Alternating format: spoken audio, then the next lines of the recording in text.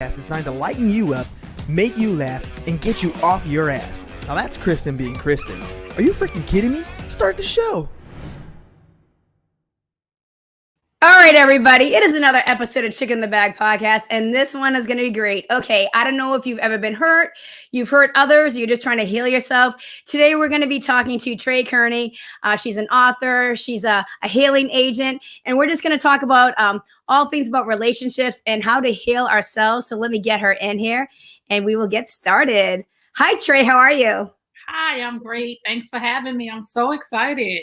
I'm so excited to have you here also. I stumbled upon your profile, and as I read some of the things that you do, I love the fact that you're a healing agent, because I feel like everybody has hurt, whether it comes from your childhood, whether it comes from not being treated properly, from bad relationships. So we can all use a little bit of healing in our lives. That's it. Yes, we all can. Everybody has a story. I love that. I totally agree with you on that. And then you have a couple different things. You're an author. You've written a couple books. You really do a lot with relationships, infidelity. We're going to get into the no side chicking, because that is a topic that I cannot wait to get into with you. So Trey, let's get a little bit of your backstory. I think I saw an article that says that you didn't choose this path chose you. So Yes. Can you talk a little bit about that? Well, I got here by way of committing adultery. Okay. And it led me to a healing journey for myself. And on that journey, I learned that infidelity kills legacies. Infidelity destroys families. Infidelity destroys generations. And I just went on a journey of trying to heal. And when I first came and said that I had got here, or I started sharing my story of infidelity and being the one who had committed adultery, so many women started coming to me, like inboxing me, emailing me, like, oh my goodness, I never heard anybody say that before. I'm not the only one. And I'm like, no, other women cheat. But on that journey, I thought I was the only one who had done this. So that's why I started sharing. And I started sharing on Periscope. It was a platform that came from Twitter. It's no longer exists anymore. But I just started coming on in the morning, just sharing my journey of, women, we have to stop sleeping with each other's men. And along the journey, I got a coach, right? Because I never had a coach, and I was going through a bad time with the man I left my husband for. Well, we don't blame people, but with the man that I had the affair with, I left my husband for him, and he left his home, and together we came together. And when I was going through a bad time, one of my friends, Susie, had told me to go to this prayer line. She was like, you need to go to this prayer line, because she knew I was having breakfast with her. I was going through it. She's like, you need to go on this prayer line. And I was like, I'm not going on no prayer line praying for nobody. And she was like, no, they pray for you. And I was like, oh, she said they have intercessors. So it's a prayer line, still here, Girlfriends Pray. Okay. And I went on there, and one day I heard the woman, the founder of Girlfriends Pray, Dr. DC Marshall, say something about a coaching group called Life Camp. And she said she was his life coach and all this other stuff. And I'm like, yeah, okay. Like, who wants to talk to this lady, right? So I'm listening. And she's like, if you are tired of living status, average, quo, mediocre. I had never heard these words before. And when we were talking on the back end, we talked about life skills and things of that nature. And I had never heard about life skills and all this, because I'm from the hood. But what's so crazy when you say that, Trey? It should be one of the main classes that we're teaching, because as a society, it would solve so many friggin' problems. And I love the fact that we have all these other ideas and we never say, whoa, conflict resolution, like ways to kind of make you believe in yourself. Like, it's just so crazy that we don't have that. And if you don't have it in the home,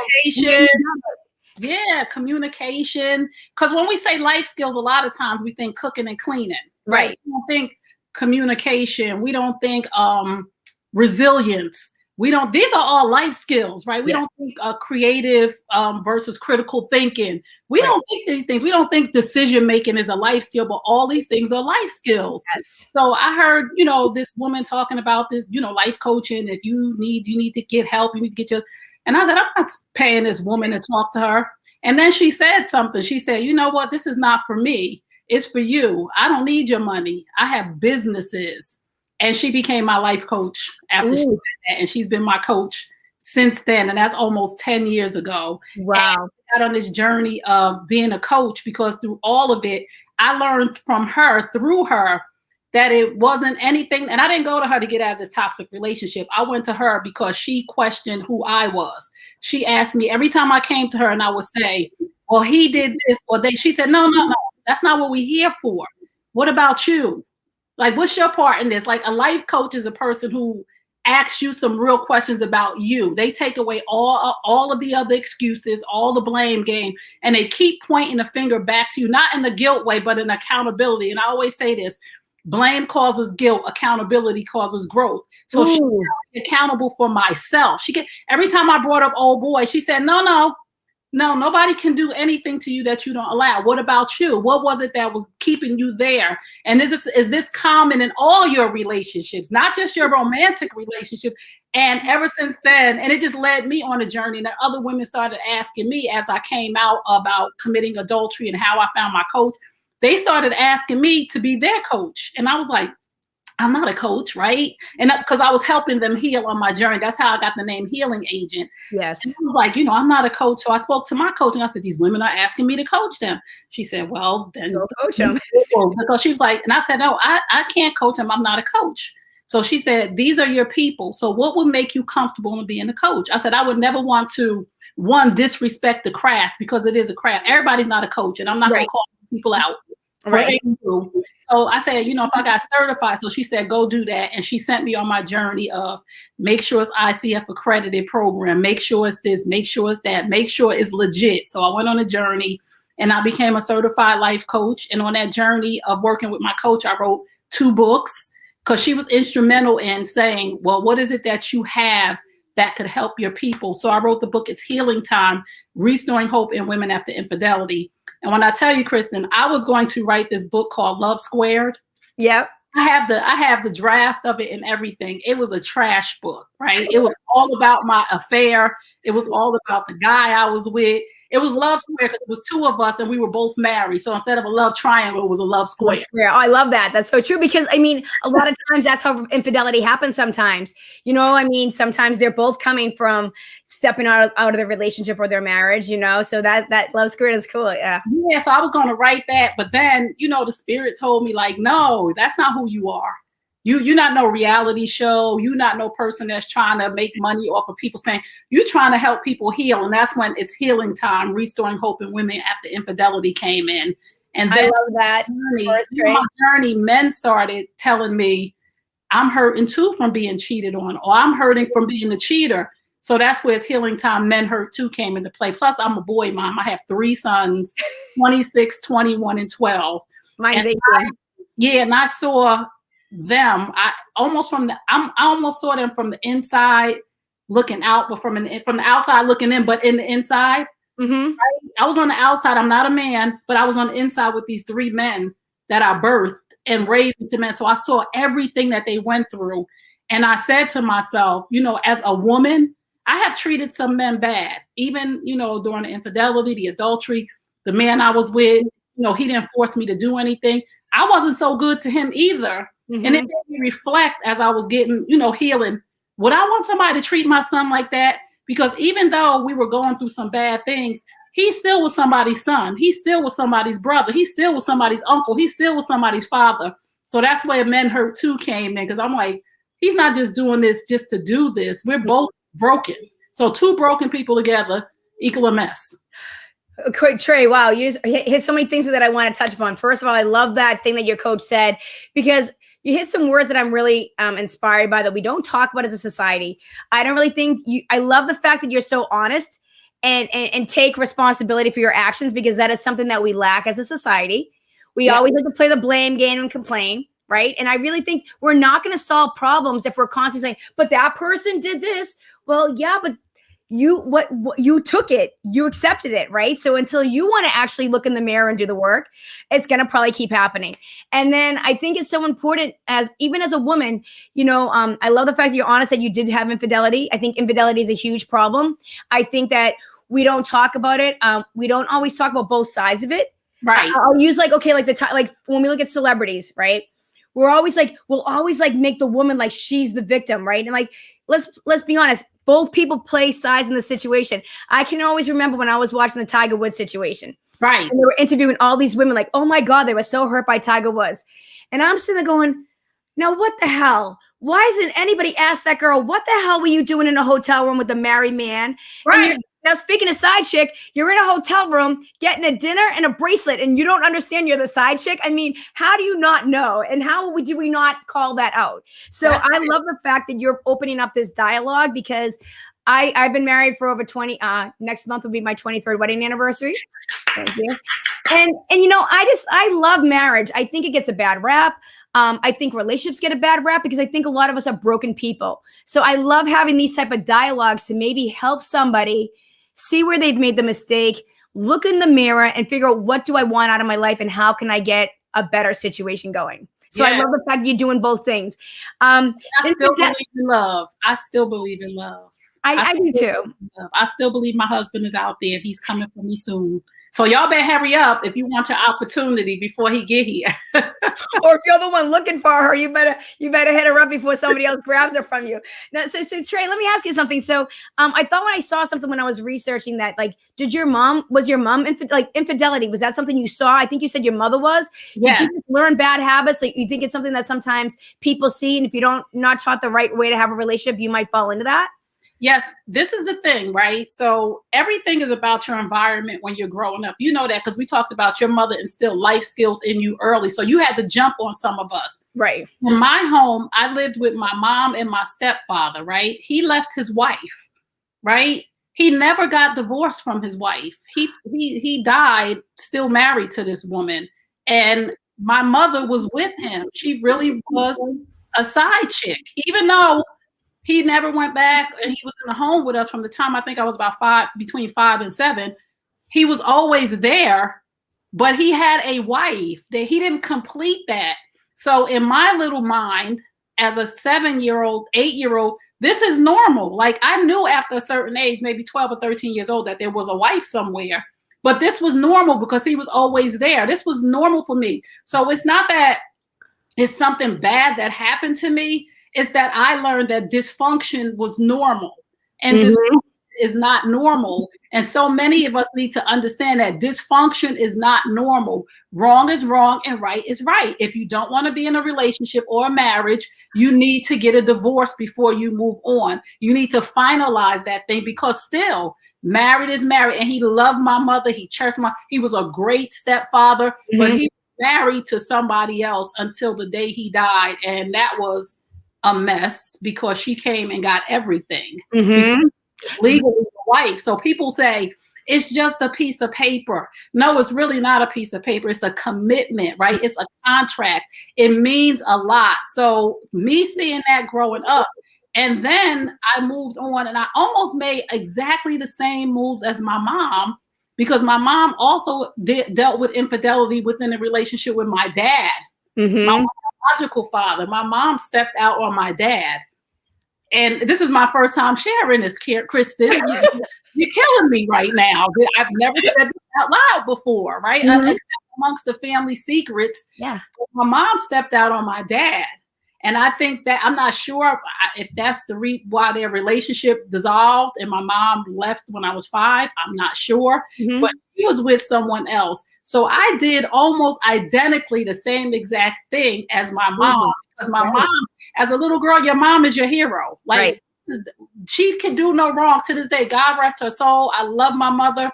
But there were some behaviors that I had to unlearn from what I thought was normal, dysfunctional things that I thought were normal, because that's all I had seen. I had not been around healthy marriages in my family. I had not been around healthy relationships. All I saw in my whole life was this. Right. This was my reality. This right here. This, when you're not happy in a relationship, you leave, because that's what my stepfather did. He wasn't happy. He packed his stuff. He left. Right. So this is the signaling and the blueprint that I was getting. So when I wasn't getting what I wanted from my marriage, and I was married very early, so a lot of things with that too.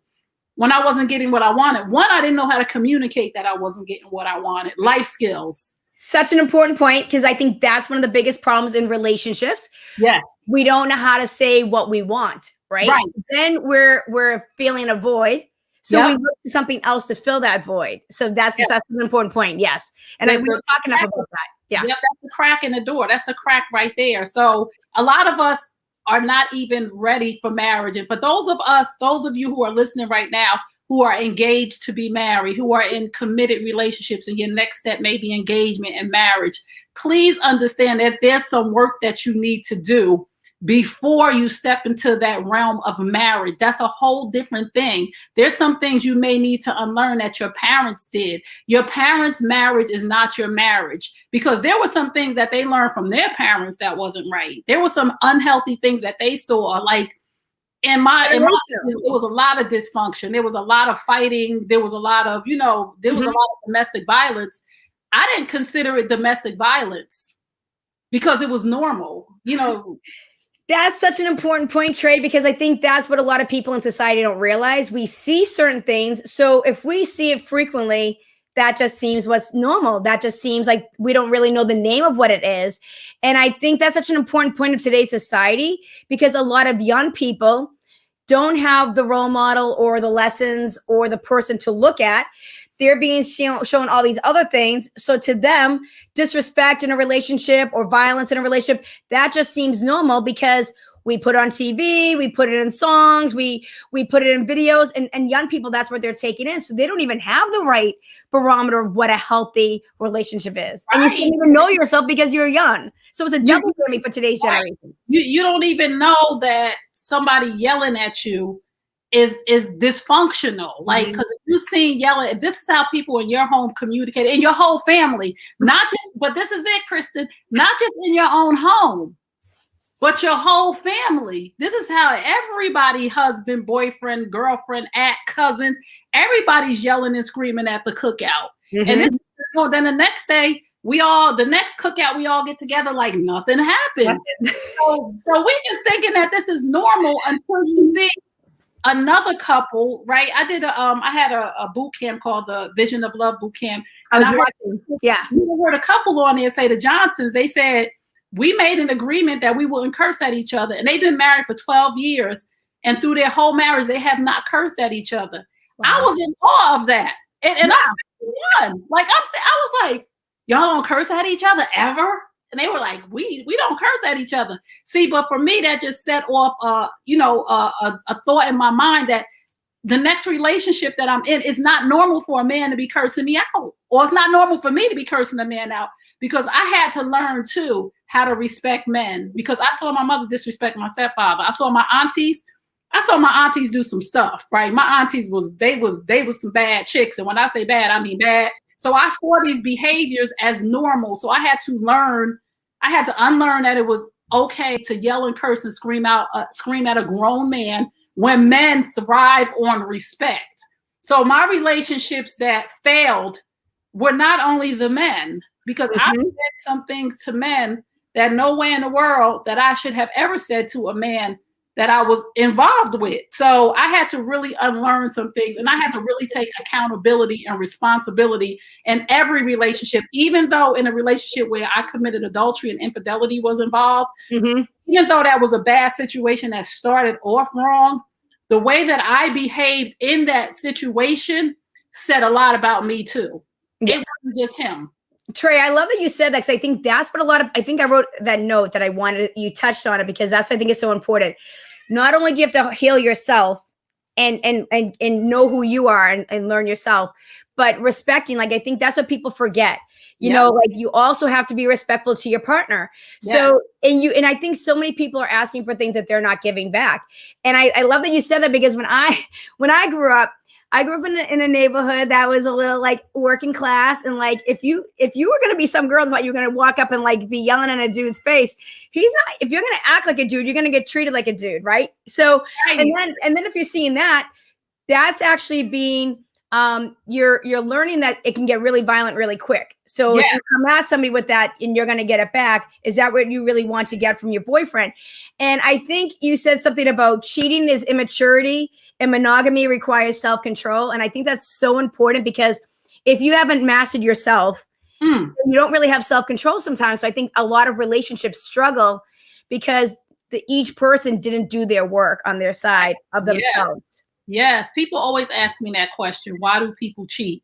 And I hear so many answers, right? Oh, people cheat because of this. Everybody on this planet cheats because they're immature. Do they have their excuses? of what was not being done or what happened or this person didn't give me this or this person cheated or that happened.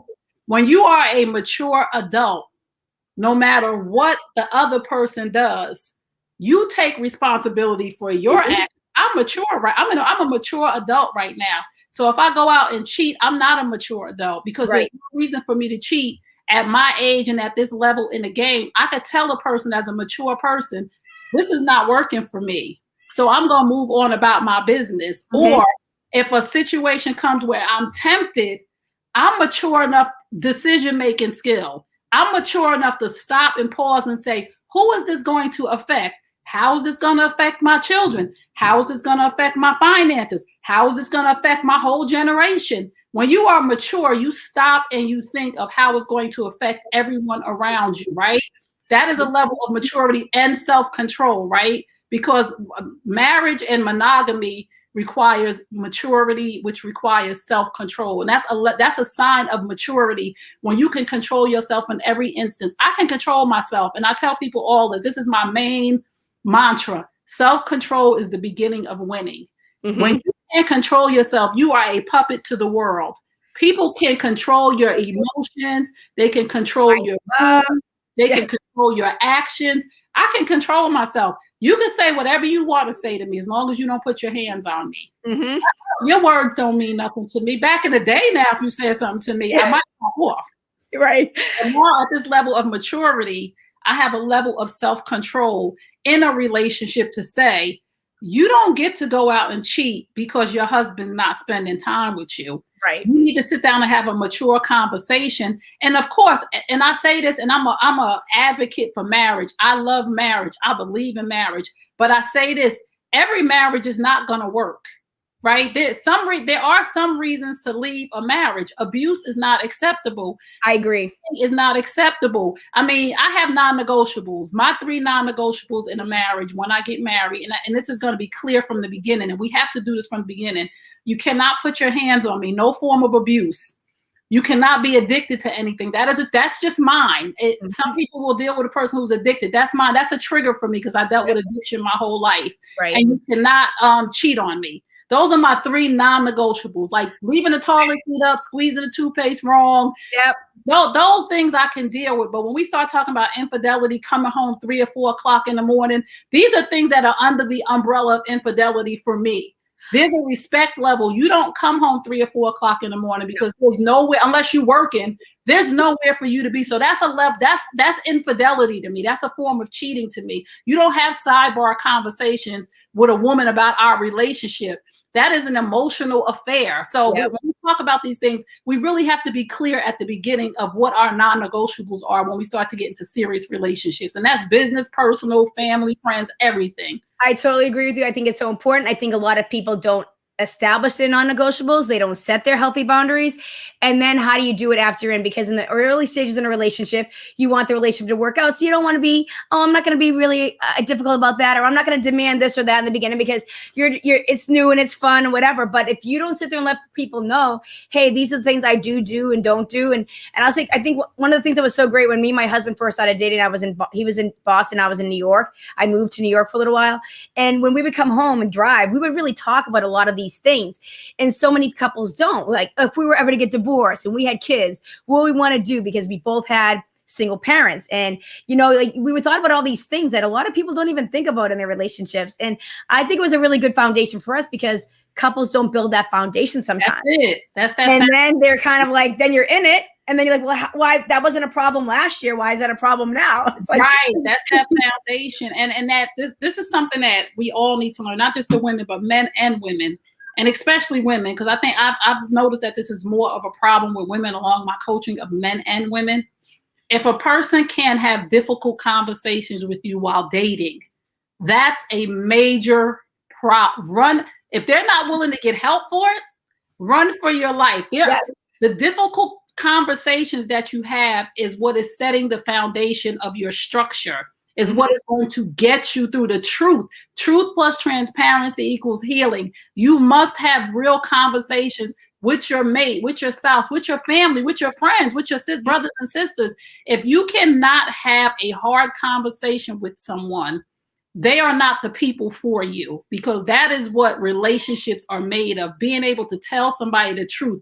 I'd rather have somebody in my life that is willing to risk losing me to tell me the truth, to save me from myself. And during my journey, when I had committed adultery, my very best friend, we fell out for years because she wasn't with it. She was the only person that really gave me some tough love. And she was real. You know? Right. That's why I know that's my girl. We're back. We're so close now. But it was a period of, I didn't want to hear it. Like, mind your business. She's like, I'm not going to be your alibi. Like, yo, this is dead wrong, right? If you have people that are riding and dying with you to do the wrong thing, those are not your friends. They don't love you. She was like, you know what? I ain't mad at you, but this I'm not doing. So we had a whole period of silence. But when my mom got sick and it mattered the most, she was right there. But she wasn't with that. And this is what we have to learn, right? If a person will let you run off the cliff, if a person will not tell you the truth about you, they're not your friend. They don't love you. They want to see you lose. Trey, I love that you say that, because I think I'm such a big believer. I'm always known for my brutal honesty, and that's why I think I connect so much with you, is because I think people are afraid to tell the truth and honesty. And I think it goes back to, like, my mom never liked lies and cheats. You know what I mean? That was something she established when we were kids. Like, if you were sneaking around, she'd be like, I don't like liars and cheats. And that was something that was ingrained in my head. And then going back to choices, like you said earlier, my mom would always say, make whatever choice you want, but you have to live with the consequences. So from a young age, I was always conscious of the choices I made. So it saved me a lot of aggravation through my earlier years. And then sometimes I want to help other people understand that, because you're gonna make mistakes. And I love the thing that you said. Your mom's lesson was, you can always, never too late to make a U-turn, right? That's so it's like, you know, you're not stuck with whatever mistakes you made, as long as you're willing to make a U-turn and do something about it. But when you're talking about being honest, honesty is so hard for people. I don't know why. We would rather be slapped with a lie. You know, we'd rather be kissed with a lie than slapped with the truth. Yeah, it's one of my favorite sayings. And I just wish people could be more honest. If you could be honest with other people, you'd have better relationships. If you could be honest at your workplace, you'd be happier at work. I just think that it's something that's uncomfortable for people. We're so much more comfortable just like taking it or just shutting up. And that's not what you need. You need those people that are going to come and be like, that's not the right choice, or that's not the person for you, you know?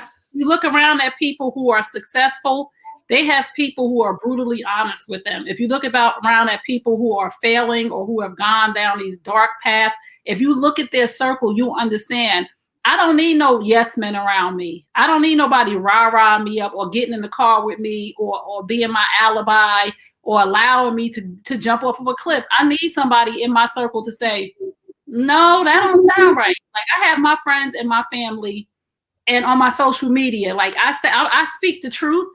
But there's some things that I don't do because I know that they will call me up and be like, well, what was that all about? You know, my coach will just put eyeballs on a post if it's like misleading or it doesn't line up with who I am. Right.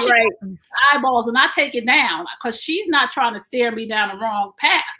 And I'm just like, okay. And I always like to tell women and people, and I was just thinking about this because a client of mine went through something. And she was on social media putting her business out there. And I told her, no, you got to take that down. Mm-hmm. That's not what you're doing. I always try to tell people, you never know who's watching, right? And there's so many people around you who want to see you fail. Yes, they do. Love you, that you think are your friends. So don't go on social media, but they happy that's happening to you. Yep. Never put that out there. Always positivity. You know what I'm saying? And honesty, right? And transparency. But there's some things that are just not meant for social media. And we live in this social media era where everybody will do anything for a like. And the reason why everybody who I know who does everything for a like, they don't like themselves. No, yes, Trey, 100%. I try to always say, like, hey, listen, I'm only here to share who I am and try to help you, but I'm always going to be honest. And if it doesn't resonate with you, it doesn't resonate with you, but you can keep scrolling. And I feel like everybody in society today just want likes and they want accolades. And it's kind of like what you're saying, like these cheerleaders that are just rah, rah, rah on you. If you get someplace of stature, right, or you start doing well for yourself, and the people that aren't going to call you out when things are wrong, they're going to let you go down that path that's not the right path, and you're going to wind up lonely and sad. And I always say to people all the time, I would rather have 5 people that listen to my posts or watch me because they understand or they like what I say than have thousands of people and have to say things I don't want to say because I need the likes and I need the people there, you know? So yes, I think it's so important to try to stick to who you are. And I think when you do know who you are and you've done the work like you've done, and now you're like at this phase in your life that like, you don't like me, that's okay. This person likes me over here, I'm good. You don't like what I said? That's okay. I always say if someone doesn't like what I say, I'm like, thank you for your opinion. Glad you heard it. And I just keep going because you know what? That's them and I'm me. So we're not always going to see eye to eye on everything. And your journey is your journey. And you're trying to help people not stay stuck in those pitfalls they're in. Yeah. So you have to make them be accountable. You have to make them look, but not everybody needs to know all your bullshit. I think it's nice when people are honest like you and share the losses and the wins, because that's how people learn. But they don't need to know, there's a point of oversharing. And I think as a society, we're oversharing certain things. Overshare. That's a whole podcast in itself right now. The overshare. Y'all doing too much. Sometimes, and I'm telling you, I'm the block queen. You got 3 times to disturb my peace on social media, and I just block you, like, because you know who I am and what I stand for. And I love people who have their own opinions. I love people who are transparent and authentic. Right. But there is some stuff that you got 3 times to come on my news feed. Mm-hmm. With some nonsense, and I'm not warning. I just block you. You're not my people, and I understand that. I love that. I think more people should implement that. I say that to people all the time. I'm like, you could just kind of scroll by something. If you don't agree with it, you can just keep scrolling. You don't have to comment on everything. You know what I mean? Then you're not going to agree with every single thing. And going back to I think it's good if you want to say, hey, what do you think about this? If you're sharing it, you want to understand where they're coming from. That's great. But if you just want to hate because you don't like what they did or they made you uncomfortable, that's your own problem because you're not ready to grow. But speaking of that, I really want to get into this no side chicking because, oh God, I think it's such an important conversation, Trey. And I've always said, being a bartender, I watch a lot of relationships. I watch a lot of the way people interact with each other. And you see a lot of bad decision making. You see people that are out drinking with their work friends. And they go, this is my work wife and my work husband. And you can kind of and you can kind of see like, oh, you're making a wrong choice. Better stop drinking those drinks and go to some ginger ale. And I'm always like, I watch a lot of stuff. Like I watch the inappropriate behavior. Then I'm going to be like, okay, now tomorrow they're going to have some stupid meeting about how to talk to women and men in the workplace. But then you watch them on a Thursday night after work drinks. And it's like, wah! So I'm always like, I always said, if women don't give men their cake and eat it too, it wouldn't be able to happen. And the same thing. Like if we respected each other. And I have such an issue sometimes because I've had a lot of shitty women harass me or be mean to me. Yeah. And I'm always like, I thought it's all about girl power and sisterhood, right? But then like you watch a lot of women that will they love that it's another woman's man and will go for it. And it's rewarded on all these shows. Like you watch shows when it's like, bitch this, bitch that. And you're like, well, it wouldn't be bitch if you didn't get in the game. Right. And we wouldn't have these shows if there were millions of people supporting the shows. These shows are benefiting and getting second and third and fourth and fifth, 25th seasons because women are buying into it, right? Mm-hmm. And women always get mad at me because on my platform, I remove men from the equation and they don't like it. You don't hold men accountable. Yeah, I do hold men accountable on a whole nother level. However, we are the antidote to our own epidemic. Infidelity is an epidemic. I agree. And we are the antidote as women. Mm-hmm. If we didn't have anybody to sleep with, this would not be happening. Now, I have women all the time that will come well, he's the one that's married. No, boo, what about you? What does that say about the content of your character? Mm-hmm. You think so little of yourself that you would sleep with somebody's husband, let him get up and go home to his wife and lay there in the bed by yourself. Mm-hmm. What does that say about you? And again, I'm not judging anybody. I used to be you. I remember the nights when I was laying there and he was on the phone with his wife saying where he wasn't and I'm laying there. At first it was like, shh, it's her. After a while, I just knew to shush. So Trey, that is such a fascinating situation because now here you were cheating on your husband. He was cheating on his wife. Right. And then, so you were the cheater, but then have you been, well, I guess you were cheated on by him in a way because he was still married. So it is so fascinating to me. And I always want to ask people like, Why would you take crumbs? And I always think, I don't know, now that you've been through the situation, this is what I always say. If you were given a good relationship first, you wouldn't tolerate the bad relationship. But unfortunately, a lot of times you're not given the good relationships first. So I always say, the reason I always want to try to make people understand that they could be a better person for you sometimes, or maybe you could do better in the situation than you're in, is because when you feel it, you want everybody else to understand that they're deserving of the same thing in return. Right. Yeah. So the thing that really brought me to the point of really sharing my story of trying to help people through this, when the man that I left my husband for cheated on me, right? Quite a few times, Quite a few times, but we're not going to talk about that right now because we over that, and we're healing, we're friends now, and all of that other good stuff. But when he cheated on me, it devastated me, right? It really put me in a place of where I was physically ill, like I was sick, like I lost weight, my hair was falling out because I could not believe the person who I had left my husband for, took my children out the house, loved, told everything, gave my all and all to, would do this to me. But the aha moment was when I thought about, you did this to 2 other people, Trey. It took me a long, long time. I was in a prison of guilt for probably 2 years. It took me a long time to get over that because that's not who I am. Right. And I was like, oh my God, I left my ex-husband and his ex-wife in this condition where they had to hide from their family, where they were sick, where they didn't know what to do, where there was mental anguish. Mm-hmm. That hurt me more than him cheating on me. The fact that I had did this to somebody convicted me so bad, made me feel like such a terrible person that I had to go on this journey of self-discovery and self-forgiveness. Mm-hmm. I had to really dig deep down in myself to forgive myself, because every time something bad would happen to me, even after I'm a Christian, and I hope you don't mind me saying that, no, that's fine. Even after I had repented, even after I knew that God had forgiven me, it took me way longer to forgive myself.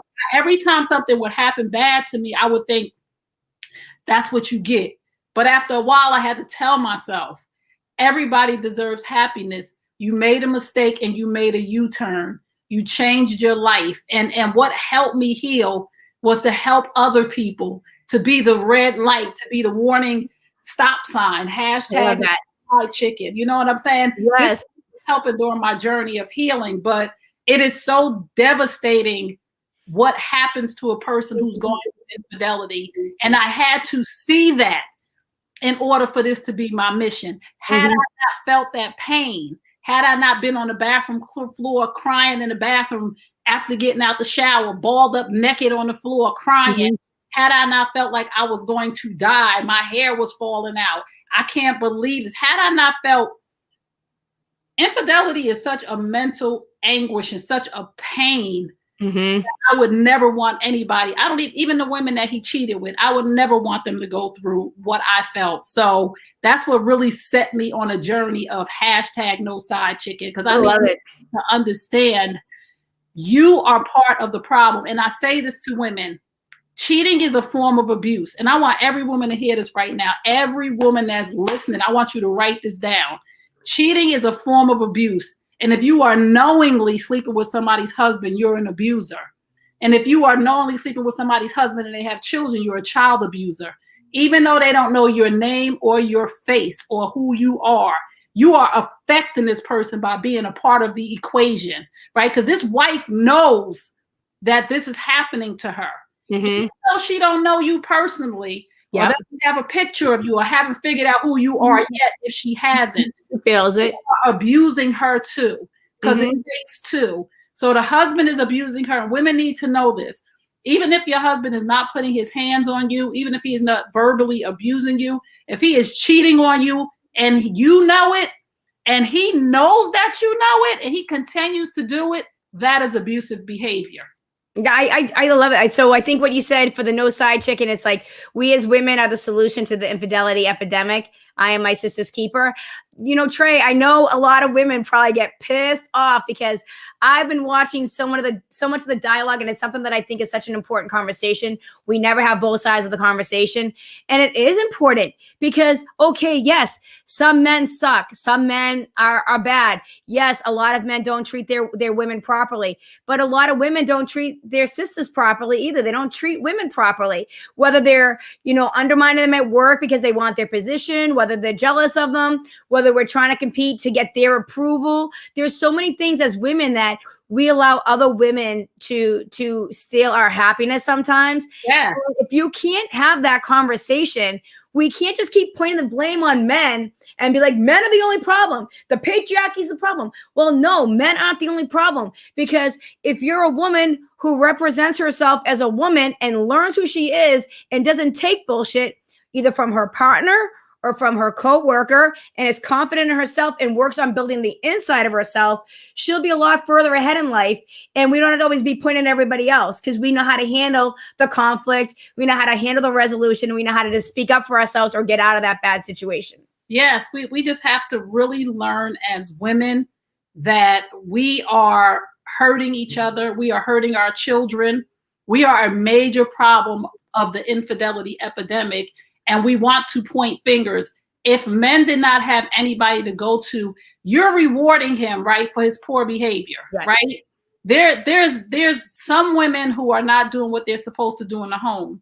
That's no reason for him to go out and find another woman. That's a reason to sit down, have a conversation, to say, if we can't come to a happy medium in this house, then I need to remove myself from the equation and move on. So when you say, well, if she was doing what she was supposed to be doing, let me just say this. I'm going to say 8 out of 10 women are doing what they're supposed to be doing. And one of the main things that men don't like who are not whole and healed, and I'm saying men who are not whole and healed, there's a lot of men who have suffered from childhood trauma. There's a lot of men who have suffered from different traumas in life who need to get whole and healed. Mm-hmm. When they suffer from these traumas in life, they are not doing what they're supposed to do in the home, and they don't like to be held accountable.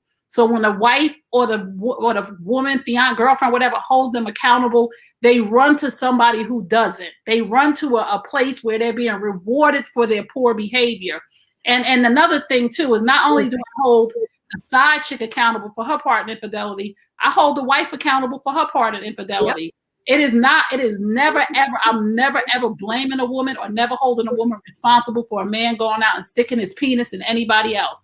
However, you are responsible for your part in enabling this man to cheat on you. Mm-hmm. You're responsible that you would stay in a marriage with a man that's coming home 4 or 5 o'clock in the morning every night in front of your children. Right. You are responsible for you, right? Right. You're not responsible for his cheating. You both are responsible for the breakdown in the relationship. Mm-hmm. You both are responsible for how you're behaving while this infidelity is going on. So if you're sitting in it, whether it's for money, whether you want for the children, Dr. Bill said it best. Children would rather be in a happy home than a broken home. The kids already know. The kids know what's going on. They're miserable. I've had so many wives who finally got out of the situation. Right. And I have so many marriages that actually worked when they worked with me through the infidelity. I have so many women who said, my daughter came to me and said, I was wondering when you was going to leave. It's so true, because kids see, they know what's going on. And I love the fact that you're talking about the children, because, you know, now it's generational sometimes. You know what I mean? Like you said, we know we are comfortable with what we're taught. Right. So like you said, if you weren't taught how to if people ignored anything that was going on in the house and you sit and talk about it, the wife, when they get that man, is going to be the one, or the man that gets that woman is going to be the one. Hey, no, this is how we have communication. Right. This is how we solve a problem. You can't just storm out of the room and leave the house and come back the next day like nothing happened. So there's a lot of bad habits that we're learning in our childhood that we're carrying into our adulthood. And then we're carrying into our relationships. That's why I hold the women accountable who are married, and you're setting a blueprint for your children. Child. I'm not holding you accountable for that man cheating. That is him. He need help. He got to do something for that.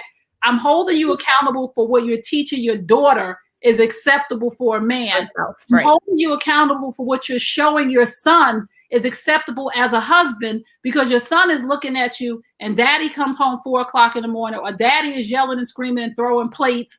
And he's looking like, oh, okay, so when he grows up and gets in a relationship, this is the way he handles somebody else's daughter. And we have to always remember that your son and your daughter, my son and my daughter, is going to be somebody's husband or somebody's wife.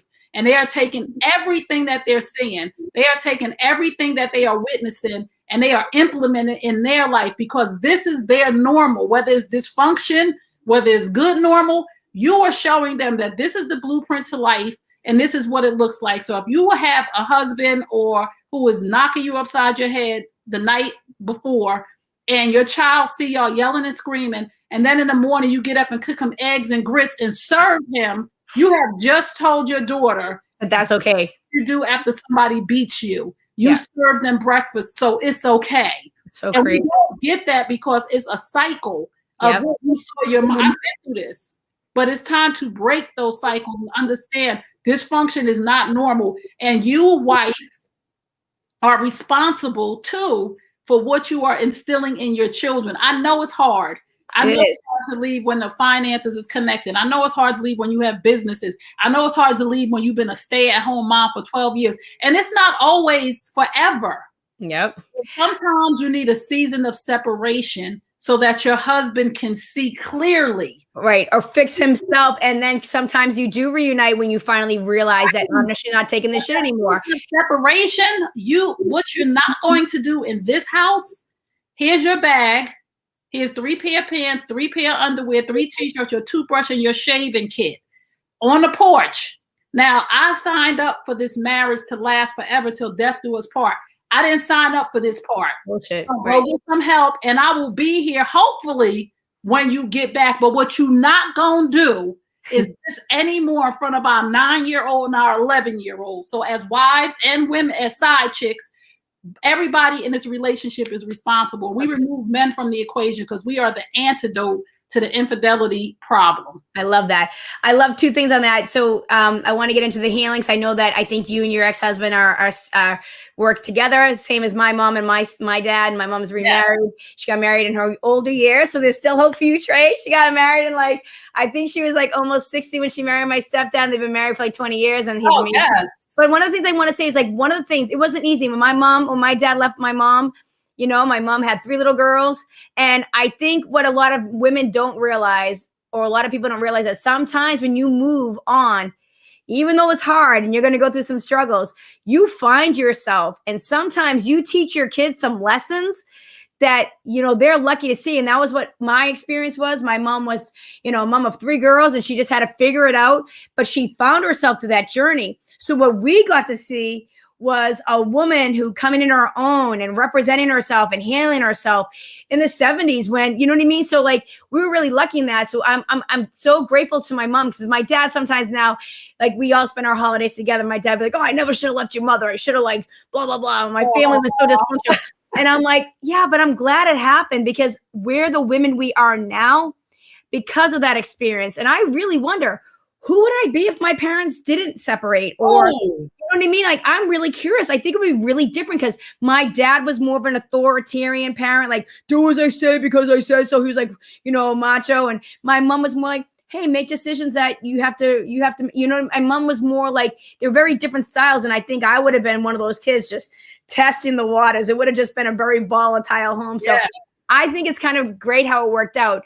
But my mom is just one of those people that is forgiving, and she always says she doesn't talk badly of people. So now that he's back in the States, we spend our holidays all together. My mom, my dad, my stepdad, and It's good for us older kids because it's easier for us for the holidays. But that's another thing with infidelity, right? There's so much anger, and if people don't solve that anger, the kids pay for it, because then it's an uncomfortable thing when he wants to come around, or it separates the parents and the dad isn't active in the child's life because the mother and the father have so much anger. So how did you get to the point that you and your ex-husband, how did you kind of heal that and raise your children collaboratively? Because I think it's such an important piece that I wish more parents could put their own bullshit aside and do what's right for the kids. I don't know if you can talk about that.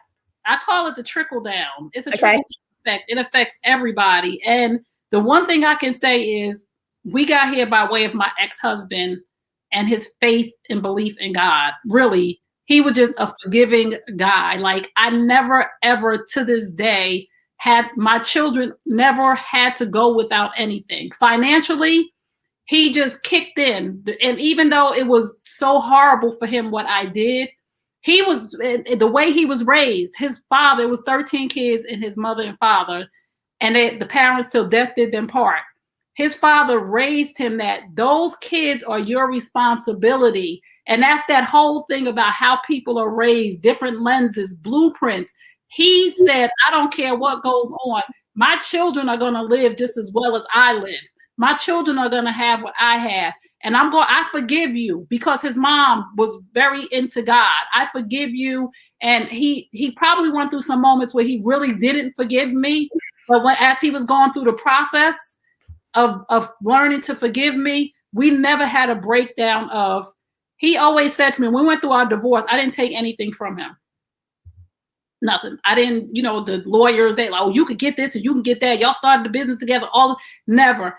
And from that moment on, he said something to me. He said, you've always been a good person. You just are a good person who made some bad decisions. I love that.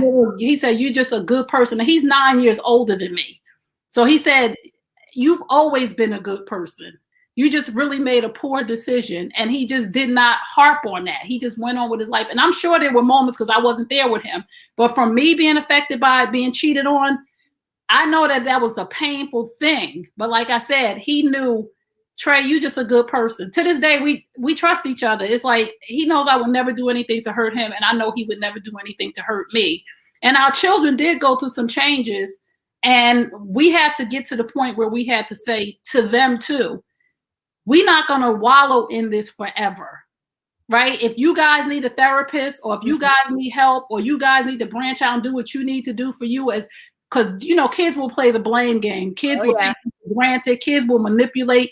We had to come together as parents and say, y'all can't do that no more. This was our life. This was our journey. This was our destiny. This is what happened to us. Now, this is your life. You are of a certain age right now. Your choices are not based on what happened to us. It's based on what you're doing. Mm-hmm. And my youngest son, I have a child with the man I left my husband for. He's 12. Okay. So we had to come to a sort of crossroads too, of where we are now functioning much better, because we went through something bad because of all the cheating, of how we got together. But as we matured, both of us, and as I matured, I can speak for myself. I said, I can't be mad at him no more, because the decisions that I made the decision to go outside of my house. Mm-hmm. I made the decision to do the things that I did. He made those decisions for him, and I made decisions for me. So I can't blame him for anything based on the choice that I made to go outside of my relationship, which gave me the opportunity to heal. And Men Hurt Too, the book, gave me the opportunity to say, you can't say men hurt too and exclude your son's father. You can't exclude him. Right. But you want to say all these other men hurt and they've been through childhood trauma, but you want to put him over here and say, I'm going to screw you over, or I'm going to be mean to you, or I'm not going to forgive you, or I'm going to hate you because of the things that happened. No, you want to put him in the book too, Men Hurt Too, of what was his drama, his relationship with his mother. I know some things, so I know he didn't just come to devastate me. He was acting out of dysfunction as well as me. Because everybody's got it. I always say, for me, I love a saying that I always say, it's like shoe on the other foot. And I think if more people tried to understand another person's experience, then maybe it can kind of put you in the mindset, like I do that with customers sometimes. Someone comes in with a crotchety attitude, or they're being mean. And I'm like, okay, maybe this person just lost their job, got some bad information. Right. Let me see if I can flip it on them a little bit and put them in a good mood before they leave. I almost take it as a challenge. And I just really feel like if more people did that in relationships, or just trying to understand, sometimes we have a spouse, your spouse, if your spouse has this behavior pattern or communication went in their house a certain way, that's just the way they react to certain things. That it's not necessarily, towards you. If they come in the house, they had a bad day, you can look at the face, say, had a bad day. Nothing I say is going to be right. Give them a little time to cool down, and then they'll be cool. So you gotta get involved in your relationship and be part of it, and be like, okay, I don't like these things they do. You have to remain you. Right. right? Because what we do is we adopt other people's behavior. Somebody come in the house, hey man, they don't speak, you don't speak. No, Right. you can still say hi, how you doing? If they don't feel like talking, if they just say hi, that's okay. But just if for married couples, just be who you were from the beginning. Be you. Don't let life and things that happen alter who you are. If you would speak to your best friend, or we treat friends and stuff better than we treat our spouses. We would never do to our best friend. So I always try to just remain true to who I am in any instance, even if you're having a bad day and me and you work together, or me, you, my girl. If you're having a bad day, I always try to remain true to me, to say, that's not how you behave. You're a good human being, Trey. You're a good person. You don't have to fall into that because that person is behaving poorly. Right. That says more about the content of your character than it does about anybody else. So just remain true to who you are and do the right thing no matter what's going on around you. Nobody self-control. That's what I was going to say. It's back to that self-control. Self-control. Don't react, respond. You know what I mean? Like that's so that's such an important part of relationships. I always say, like, and this is what I try to say to couples so many times, like, when you're in a relationship, when you come home, I think your home has to be your sanctuary in a way. Yes. The world is tough. All right. We're getting yelled at by bosses. You're dealing with traffic. I mean, there's so many stresses that people go through in a day. I feel like you can't come home and have to fight your partner. And you can't have to come home to like aggression. So if you need something done, try to find a way that you bring it up. If there's an issue that has to be discussed, try to find a way, like, hey, when's the time that we can have a conversation? Yes. If he doesn't respond well to talking, write it. I just think you got to find your way to make the communication flow in your home. Yes. And you can't just ignore it. And then, because if you ignore it, like you said in the beginning of the show, it's just going to snowball and people are going to start looking for somebody else to listen to them, somebody else to validate them. A man and a woman both want to be validated. They want to know that they matter. So if you're not letting your partner know that they matter, right? This goes back to the side chick. Someone at work can tell you they matter. These women, a lot of women are sometimes tough on their man too, and they don't realize that sometimes if you might be like, oh yeah, he does this maybe sometimes. Well, other men don't do it at all. So some of the work is like, ooh, you put the kids to bed and you cook. Thank you.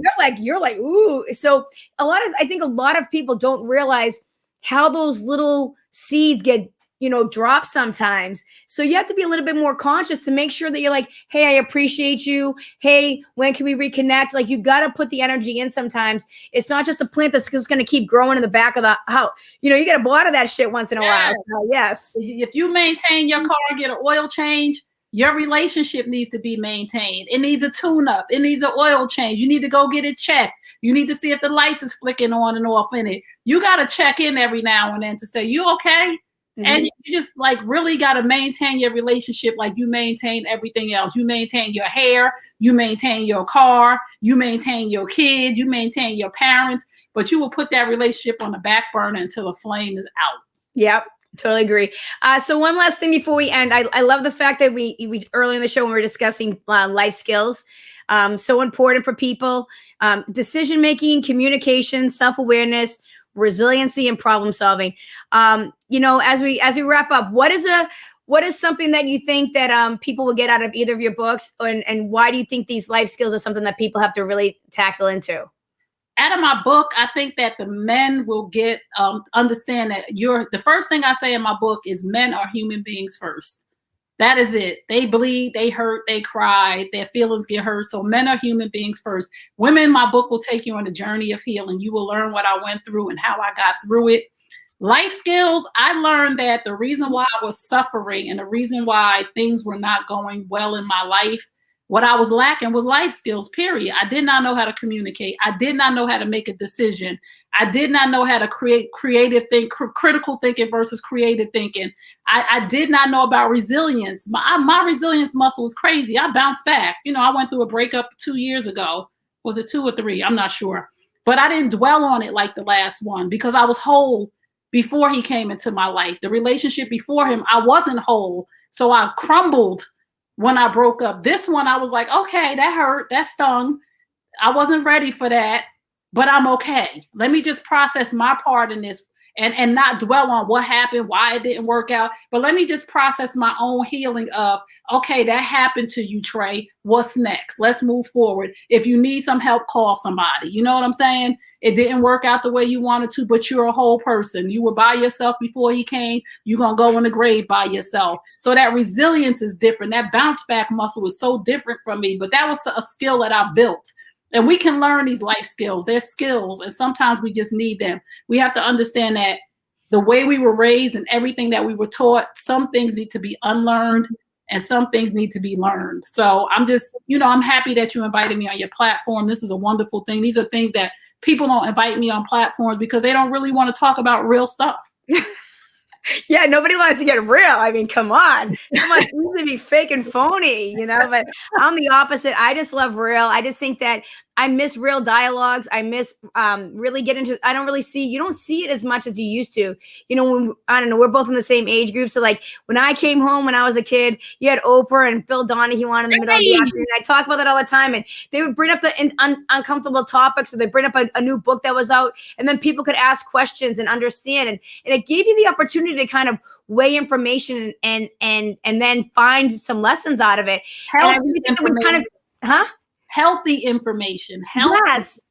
And I think that you have to sometimes, I think you can't heal if you don't deal with the ugly. So I think sometimes we have to have uncomfortable conversations, or, look at accountability, or just kind of say, okay, do you want to heal yourself? Do you want to be the best? Or do you want to just keep swallowing it?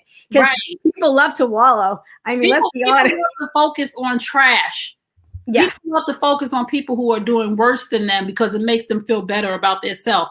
I like to focus on people who are leveling up because it makes me level up. When I see the people in my circle, my girls getting degrees at 47 and master's degrees, when I see them starting businesses, when I see them building this, when I see my coach going to the next level on her businesses, it levels me up. I don't watch TV. I don't often watch TV. I watch it every now and then just for content because I have to, because people will send me clips of relationship stuff that I need to know about. But I don't watch TV to be influenced. You know what I'm saying? I don't need to watch trash TV to feel better about myself. I need to be listening to a seminar, webinar, my coach, somebody telling me this is next level living. This is what leadership is. This is what leaders do. This is best practices for leaders. This is what you should be doing in the morning. So I'm on a different level, and that's all about just being coached and being willing to want to grow and learn and stretch. But you know what, Trey? I love that you said that, because that was one of the biggest things that I did. Like, I mean, I loved TV when I was a kid. I like to act. I like to entertain. I also do comedy. But the thing is one of the things that I noticed when I started really paying attention to certain shows a couple of years ago, I started, especially like when the Me Too movement and all that started coming, I started looking around and go, wait, okay, so men are the problem. And I'm over here watching a show where these women are supposedly best friends, stepping on each other, treating each other so nasty and jealous of another person's success, which is the complete opposite of what leveling up, like you said. And I really thought to myself, I said, I know I come home, this is like my unwind when I get out of the bar, but I had to say to myself, this is trash. Right. And this is what women are watching. And this is what's going to influence a whole generation of women, because they all want, and I can see it when I'm in the bar. I can see what shows people watch, or can tell what they listen to by how they communicate, or what they wear, or how they behave when they're out. Like, oh, you think you're the Real Housewives of Boston. You know what I mean? It's like not happening. And so I think that's so true. I think a lot of people are just so open to just let shit come into their head that influences them. And it goes back, it influences your relationship with your girlfriends. It influences your relationship with your husband. You watch a lot of relationships fall apart. Then you stop, I just think it spreads too easily. Yes. So I'm the same way. I shut TV up a while ago, and I really got on the journey of looking for people that I find interesting, or people that are doing things that I'm trying to learn and trying to figure out what I want to grow. So I think that's why I shut it off too. Yeah. I watch an occasional show that my husband and I will pick, like one show that maybe we'll have for like a TV night once a week. Right. And then and we'll find like a series, but I don't watch, the TV's not on in my house like it used to be when I was a kid. No, and it's so much better for your mind. Yeah, that overindulgence. Like we shouldn't overindulge in anything. No. And that's an addiction. When you're overindulging in something, even if it's TV shows, Netflix, series after series after, I'm like, how y'all sit and watch that? Like, I watched a movie I was talking about this with my cousin who's in the hospital, but it was called The Quiet Room or something, Quiet something. But I promise you, it influenced my mind, right? These people had to be quiet because these things were swooping down, killing them, right? If they made any noise. I promise you the next day I was tiptoeing around my house. I said, you know what? That's why you don't watch stuff. Cause it get in your head. I mean, I was literally tiptoeing. I was like, wait a minute, why are you tiptoeing? And it was just a sign for me from God to understand that these things will influence your mind. They get in your head. So I encourage people. I'm not saying don't watch TV, but do everything in moderation. Moderation, drinking, talking, everything. Like, just be mindful of who you are, what you're letting in. Not only what your body is a temple, not only what you eat, but what you hear, what you see, what you're taking in is affecting you mentally, physically, and emotionally. So true. So true. Trey, boy, I really enjoyed our conversation. Anybody that is interested, you can find Trey Kearney anywhere. If you just Google her, everything comes up. If you want to get her books, if you want to work with her, if she inspired you that you need a coach to kind of level up your life or work on those basic life skills, you know where to find her. I enjoy everybody that tunes in every week. I'll be back next week with a male point of view of someone who's done like it's a meal, because levels are changing. Like now men are juggling a lot. Women have been trying to figure out how to do all the juggling, but now things are changing for men. So we're going to have him on next week. So I'm going to be talking to a male coach next week. And I enjoy everybody coming on here and listening, and we'll see you next week. This episode of Chicken in a Bag is over. She's got to get back to being a mom, wife, bartender, therapist, comedian, real life stuff. But you can catch more episodes of Kristen being Kristen on YouTube. Don't forget to subscribe. Catch you next time.